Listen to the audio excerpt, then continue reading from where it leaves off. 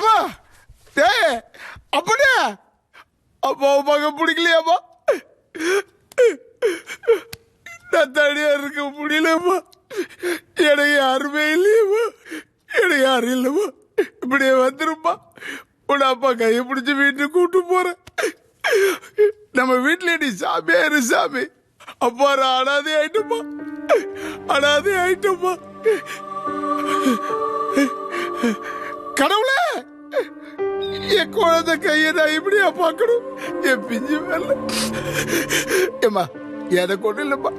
நான் ஏதோ விஷமோ இல்லை ஒரு முளை கயத்திலேயே என் உயிரை போய்கிட்டு நான் கூட வந்துருவோம்மா. எனக்கு ஒரே ஒரு வேலை இருக்குமா, அதுக்கு தான் இருக்கேன்.